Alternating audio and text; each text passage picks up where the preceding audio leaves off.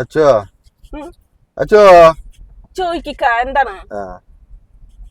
എന്നോടൊരു കണക്ക് ചോദിക്കട്ടെ. കൃത്യമായി പറഞ്ഞാൽ ഒരു ഗിഫ്റ്റ് ഉണ്ട് കേട്ടോ. പറയൂ. കണക്ക് കൃത്യമായിട്ട് പറയണം. അതെ. ഓക്കെ, എന്നാലും ചോദിക്കേ.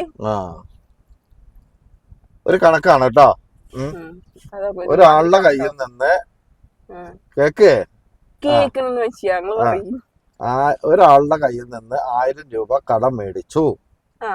ഓക്കെ, അത് വന്നിട്ട് നീ നിന്റെ കയ്യിൽ നിന്ന് കളഞ്ഞുപോയി. ശരി, 1000 രൂപ മേടിച്ചാ കളഞ്ഞുപോയി. ഓക്കെ, പിന്നെ വേറൊരാളുടെ നീ ഒരു 500 രൂപ കടം മേടിച്ചു.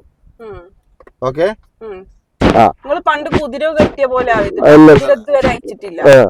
ഓക്കെ, പിന്നെ വേറൊരാൾക്ക് 500 രൂപ മേടിച്ചു. അപ്പൊ ടോട്ടൽ 1500 ആയില്ലേ? അപ്പൊ മറ്റേ ഇതില് 500 നിന്ന് നീ ഒരു കാര്യം 300 രൂപയ്ക്ക് സാധനങ്ങൾ മേടിച്ചു. ഓക്കെ, അപ്പൊ നിന്റെ അടുത്ത് ബാലൻസ് എത്രയുണ്ട്? 200 രൂപ. ഈ 200-ൽ നിന്ന് 100 രൂപ 1000 രൂപ കടം മേടിച്ച ആൾക്ക് കൊടുത്തു. ഓക്കെ, പിന്നെ ബാലൻസ് എത്രയുണ്ട്? 100 രൂപ. ആ 100 രൂപ കൊണ്ട് 500 രൂപ കടം മേടിച്ച ആൾക്കും കൊടുത്തു. ഓക്കെ, അപ്പൊ നിന്റെ അടുത്ത് ബാലൻസ് എത്രയുണ്ട്? 1300. എങ്ങനെ കൃത്യമായിട്ട് പറഞ്ഞ? ഇപ്പൊ ടോട്ടൽ കട 1300. എങ്ങനെ? അതായത് 1000 രൂപ മേടിച്ചവനിക്ക് 100 രൂപ കൊടുത്തു. അപ്പൊ അതില് 900. 500 രൂപ മേടിച്ചവനിക്ക് നമ്മൾ എന്ത് എഴുതു? 100 രൂപ കൊടുത്തു. അപ്പൊ നമുക്ക് അതില് 400. 900 400 1300. ഓക്കെ, നീ എത്ര രൂപയ്ക്ക് സാധനം മേടിച്ചത്? 300 രൂപക്ക്. 300 രൂപ. ആ 300-ഉം 1300-ഉം എത്രയായി? 1600. നീ കടം മേടിച്ച എത്രയാണ്? 1500. അപ്പൊ എന്താ അവിടെ എങ്ങനെയാ സംഭവിച്ചത്? അതൊരു ആൻസർ കൃത്യമായിട്ട് പറ. അപ്പോ നിങ്ങൾ അറിഞ്ഞില്ലെങ്കിൽ നിങ്ങൾ കൃത്യമായിട്ട് പറയും കേട്ടോ. ഓക്കെ, അതാണ് ചോദ്യം.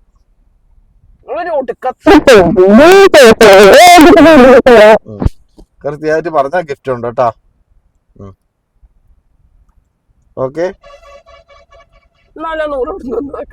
അതാണ്. വേണമെങ്കിൽ ഒന്നും കൂടി ഞാൻ പറഞ്ഞുതരാം കൃത്യമായിട്ട് കേട്ടോ. ഓക്കെ, പറയണോ? അത് പറയാൻ പറ്റില്ല. അത് ഞാൻ പറയുന്നത് കേട്ടോ. 1000 രൂപയ്ക്ക് 1000 രൂപ കടം മേടിച്ചു. മനസ്സിലാവുന്നുണ്ടോ? ആ പൈസ കളഞ്ഞു പോയി. ബാക്കിയുള്ളത് പിന്നെ ഒരാളുടെ കയ്യിൽ നിന്ന് 500 മേടിച്ചു. മനസ്സിലായോ? അപ്പൊ എത്രയായി കടം?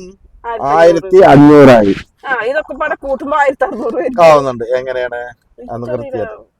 ഓക്കെ, അപ്പൊ എല്ലാരോടും കമന്റ് പറയാൻ പറ.